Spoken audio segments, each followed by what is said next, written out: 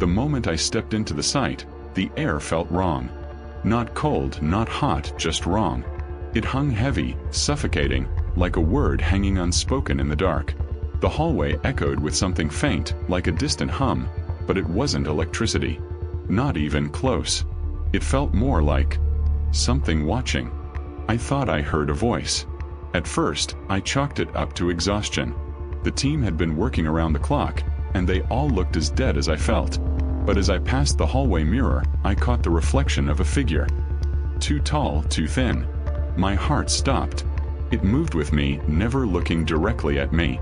I whipped around, but the hallway was empty. Everything all right? A voice came from behind me. It was Dr. Lee, the head of the project. He was unnervingly calm, like nothing had just happened. He wasn't even looking at me, his eyes scanning the hallway, not focused on any one thing. Just the lights flickering, I muttered, my voice trembling. He nodded, the tension in the air thickening between us, before he added something that made my stomach drop. You'll get used to it. We all did. The hum grew louder, the voice more distinct.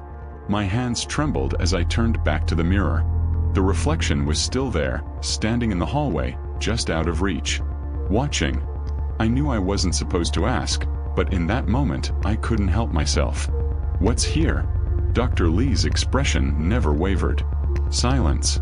The first time I saw the research site, I thought it looked like a mistake. The kind of place you drive past and never think twice about, except it was too far off the beaten path to even be considered a mistake. The facility sat at the edge of an uncharted forest, a cold slab of concrete rising up against the trees, its windows black and empty like the eyes of a corpse. It didn't belong to the outside world, and the outside world didn't belong to it. I'd been hired for the project only a week before, but the offer had come quickly, without warning. A vague promise of research, of scientific discovery, coupled with an impressive paycheck. My hands had trembled slightly as I signed the paperwork. They didn't say much, just that it was a government contract and confidentiality was key. The details were sparse, but the pay was enough to erase any questions. Dr. Lee, the head researcher, had met me in the main lobby. His thin, angular face was sharp, like the kind of man who could cut through a conversation with just a glance. There was an intensity in his eyes, a sharpness that made it hard to look away. But I did, briefly, because something about the way he watched me felt wrong. Not like he was sizing me up, but like he already knew everything about me. Like he had been watching me long before I ever stepped foot on the site. "We've been expecting you," he'd said, his voice calm, distant, almost clinical. "This way." The halls inside were pristine, sterile. Each step echoed against the walls, a hollow sound that felt louder than it should. The air was cold. Too cold for an early autumn afternoon. The hum of machinery resonated in the background, but not in a comforting, mechanical way. It was unnatural.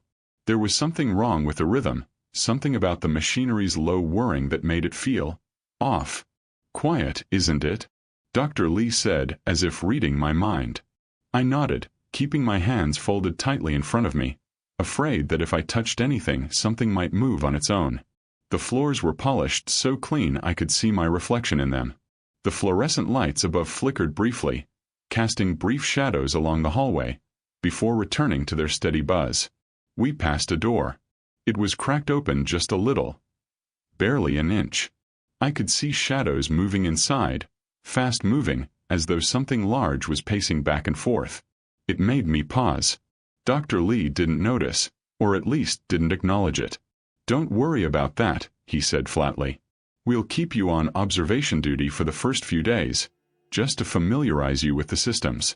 You won't need to interact with the subjects just yet." "Subjects?" I repeated, the word tasting strange in my mouth. I wasn't entirely sure what he meant by that, but the way he said it made my skin prickle with unease. He gave a small smile, cold like everything else in this place. "Yes. Subjects." He gestured ahead. "This way." The further we walked, the more the air seemed to change. The silence thickened. It was like something was closing in on us, pressing against the walls, seeping into the cracks in the ceiling. The hum of the machinery became heavier, almost tangible, vibrating in the pit of my stomach. I couldn't tell if it was just the environment or something more. Something watching. We finally stopped at a door. There was nothing special about it, except for the faint, chalky smell of something stale lingering in the air. It had no windows, just a simple steel frame with a thick handle. Dr. Lee gave me a quick, detached glance before unlocking the door with a keycard. "Your office. You'll be working from here for now." I stepped inside. It was small, simple. A desk, a chair, a terminal, and a small window looking out onto the forest. I immediately noticed the strange stillness in the room. Even though there were no other people in here with me, the silence felt too loud. It was suffocating. The computer terminal buzzed to life as soon as I sat down, the screen flashing, showing systems I was supposed to monitor. But as I sat there, watching the blinking cursor on the screen, I realized something. I wasn't alone. The room was silent, but it wasn't empty. I glanced at the corner. For a brief second, I thought I saw something move, a shadow maybe. But when I turned fully, there was nothing there. I shook my head, chalking it up to exhaustion. It had been a long drive, and I'd hardly gotten any sleep the night before. Dr. Lee came in just as I was about to sit back down. "You'll get used to it," he said, not looking at me, but instead staring at the monitor. His voice was even, almost soothing, but there was something underlying in it that made my pulse quicken. "What's that?" I asked, gesturing toward the small control panel on the wall. It looked like a keypad, but it was covered in dust, unused. "That's the security system," he said, his tone shifting ever so slightly. "Not that you'll need it. Most people around here don't leave their stations much. You'll be fine." His eyes didn't meet mine as he spoke. I tried to keep the conversation going, hoping to break the eerie tension that had settled over me like a blanket. "So, what exactly are we studying here?" Dr. Lee's gaze flickered briefly, and for the first time, his face hardened, just a little. "Observations. That's all you need to know. For now, just focus on your work." He paused, standing by the door, and I could feel the tension building between us. The humming in the background intensified. It was as though the walls themselves were vibrating now. "Remember," he said, his voice suddenly soft, "silence is essential here." I wasn't sure what he meant, but the way he said it made something cold crawl up my spine. I nodded, but even as he left, the unease lingered. The silence in the room grew thicker, suffocating.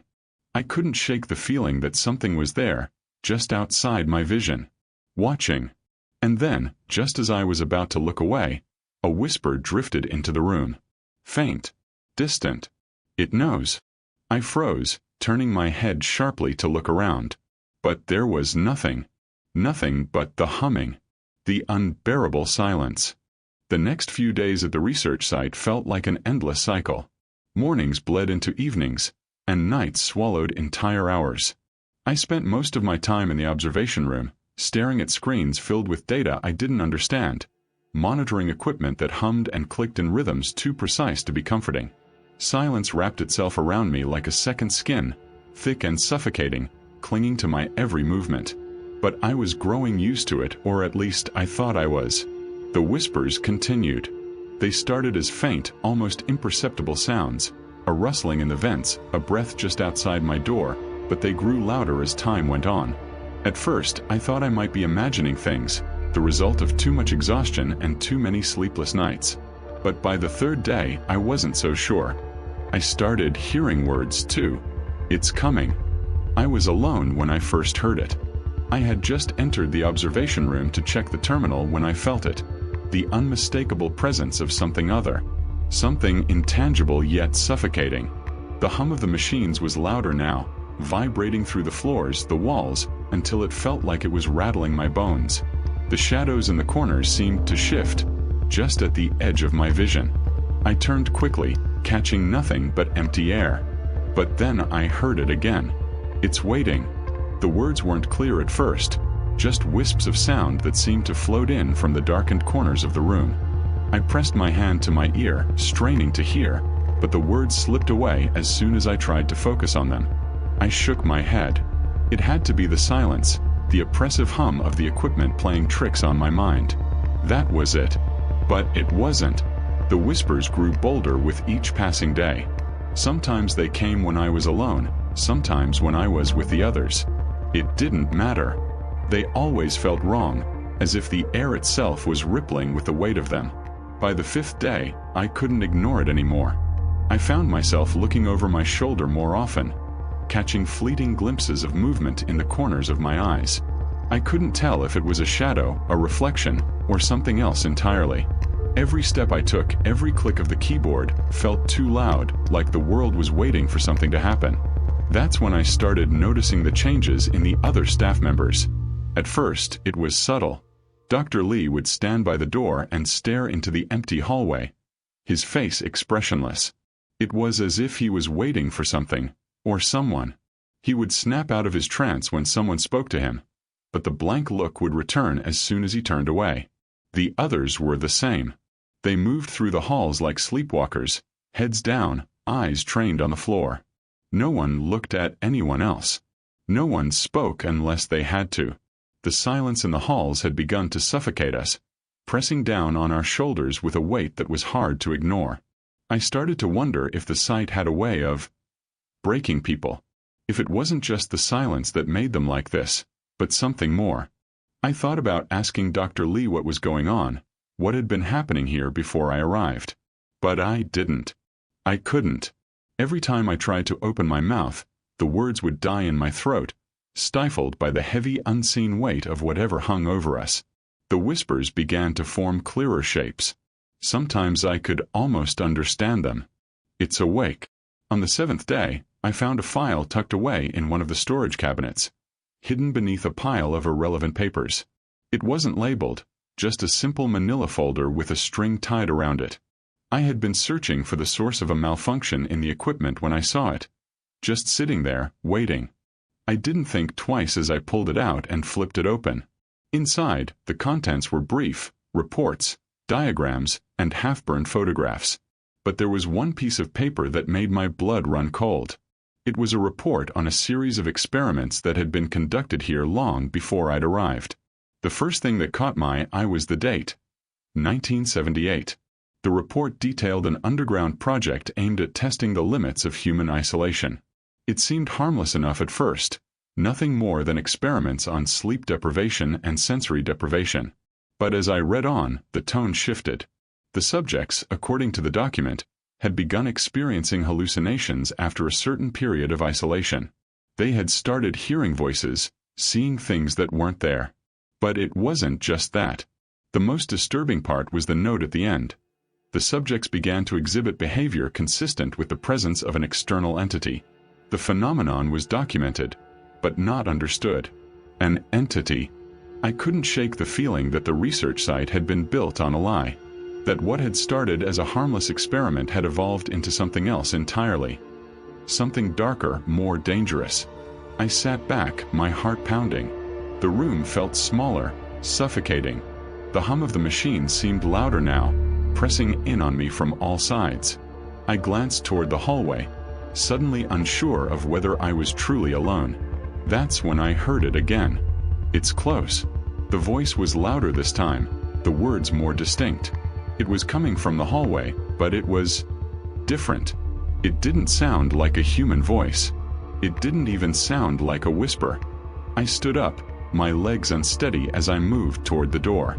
My heart was in my throat as I reached for the handle, but before I could open it, I froze. The hallway was empty, but the air wasn't. The temperature had dropped drastically. My breath fogged in front of me. Then I saw it.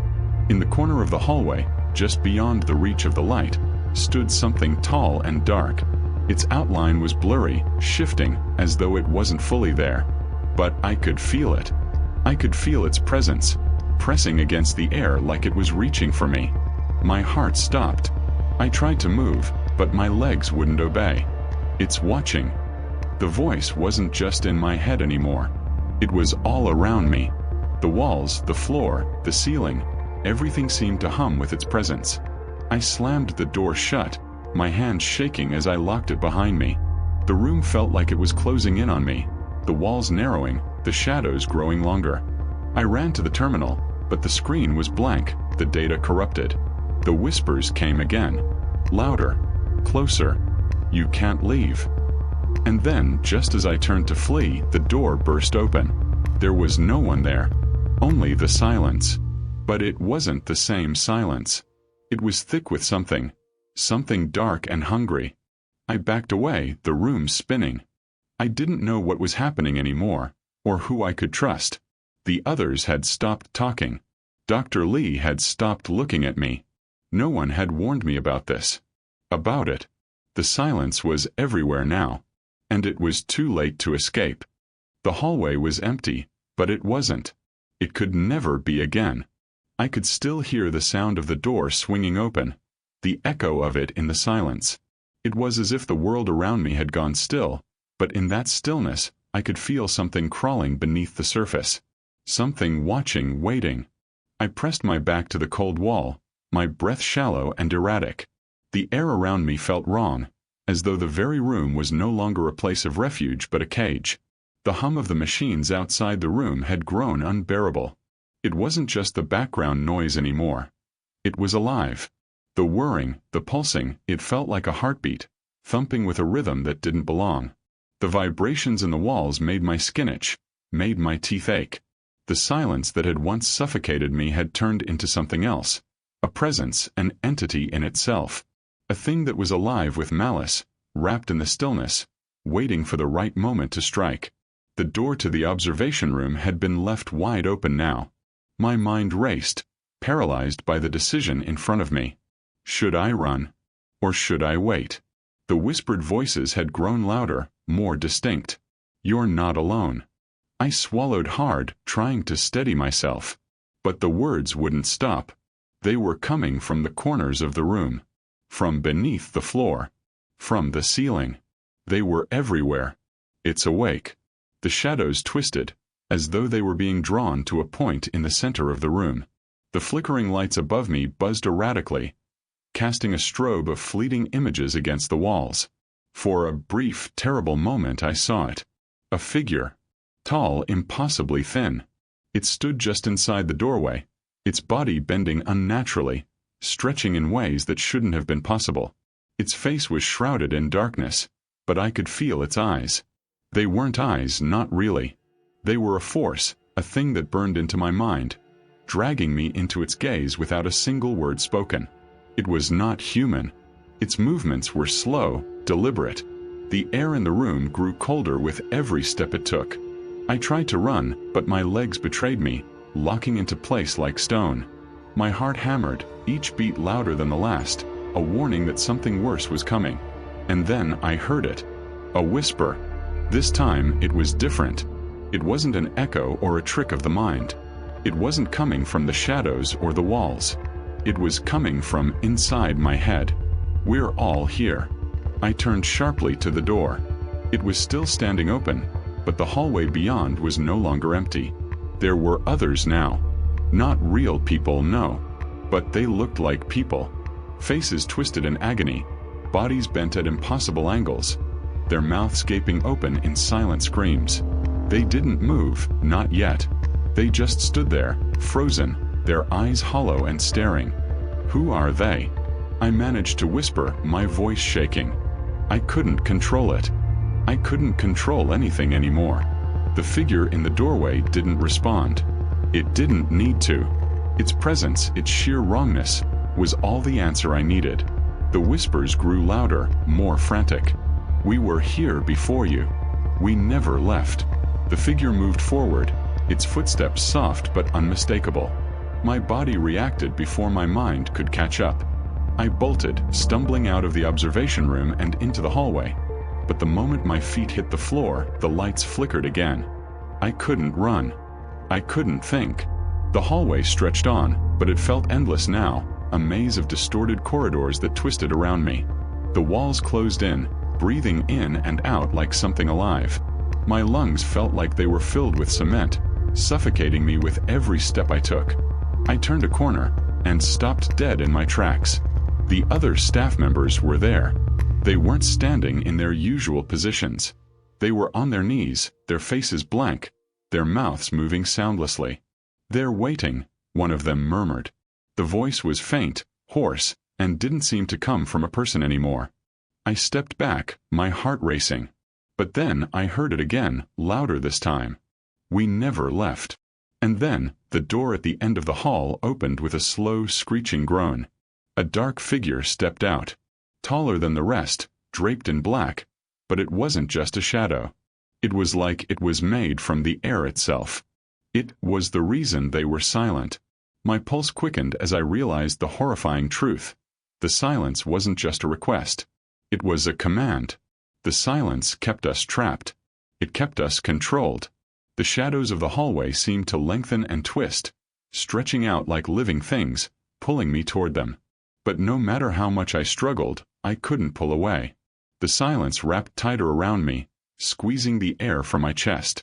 It knows. The voice came again, only this time it wasn't in my mind. It was behind me. I spun around, my heart in my throat. The entity loomed over me now, its towering form filling the hallway. Its face, that terrible, faceless mask, stared down at me, and in that moment I realized something. It wasn't just watching me. It was inside me. It had always been inside me. We are the silence. We are the forgotten. I wanted to scream, to run. But no sound came from my mouth. The force of the silence was too overwhelming. It pressed in on me from all sides, until I couldn't breathe. I clawed at my throat, but there was nothing. Nothing but the weight of its presence. And then, as if to answer my thought, it whispered one final command. Stay silent. I felt my body freeze. The words sank into me like a poison, rooting themselves deep inside, suffocating every thought, every instinct. I wasn't supposed to scream. I wasn't supposed to resist. I was supposed to stay silent. My mind broke. The world around me, the hallway, the shadows, the figure. It all blurred together into a single point of pure, unrelenting dread. The last thing I remember was the whisper. You are one of us now. And then there was nothing. Only silence. The silence lingered. It felt like the world had stopped, as if time itself had been twisted into something unrecognizable, stretched thin and broken at the seams. I could feel it, heavy against my skin, pressing in on me from all directions. The emptiness had become my reality, and in its suffocating grip, I found that I could no longer remember who I was. I tried to move, to break free, but my body didn't respond.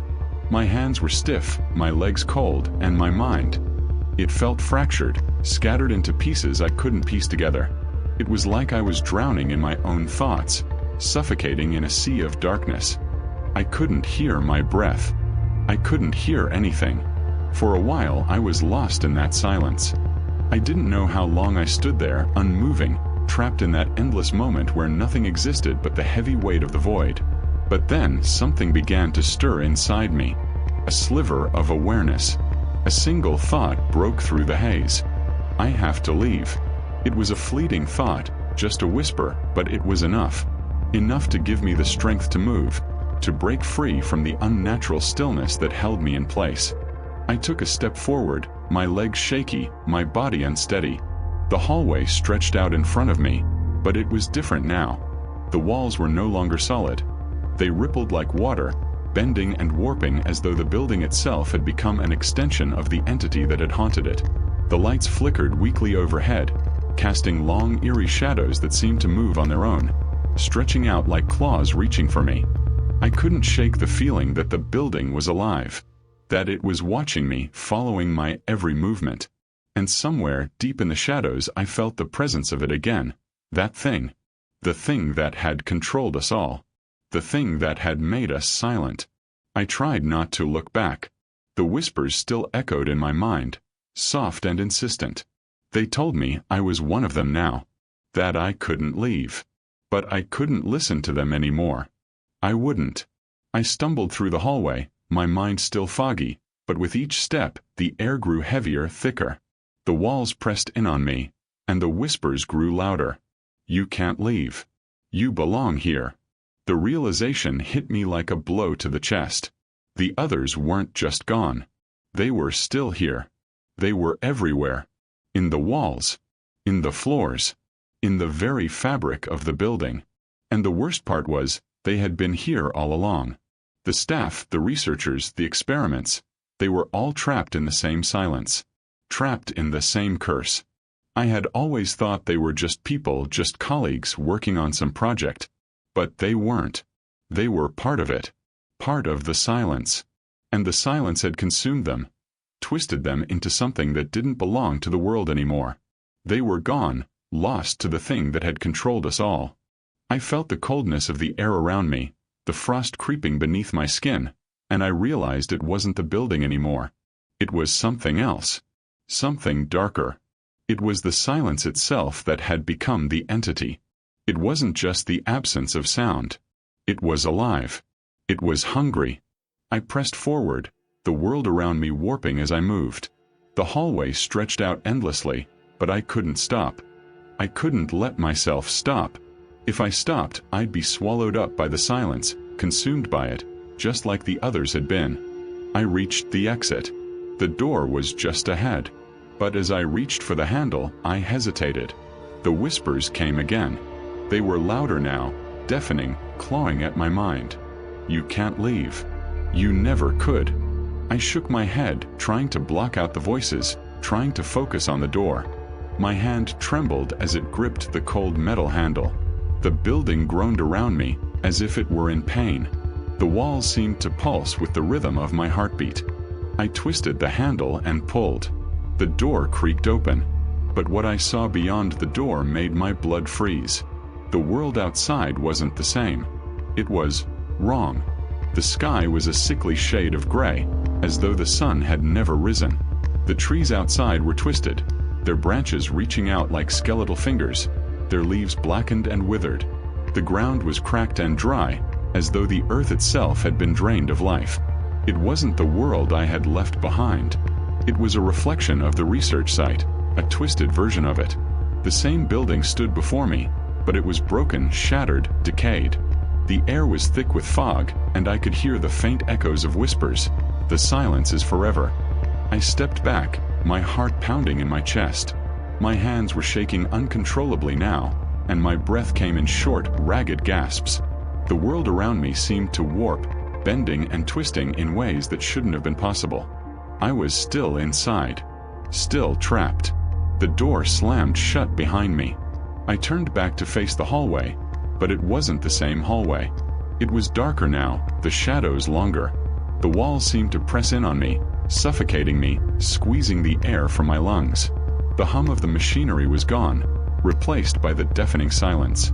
The whispers were louder than ever, filling my mind, filling every corner of the room. You can't escape. I stumbled backward, but there was nowhere to go. The hallway stretched on endlessly, a never-ending corridor of darkness. The walls seemed to close in around me, and I knew, deep down, that there was no escape. The silence had claimed me. The silence had taken everything from me. It had taken my mind, my body, my soul. There was no way out. There would never be a way out. And then I heard it. A voice. Clear. Unmistakable. You're just like the rest of us now. I turned toward the voice, but there was no one there.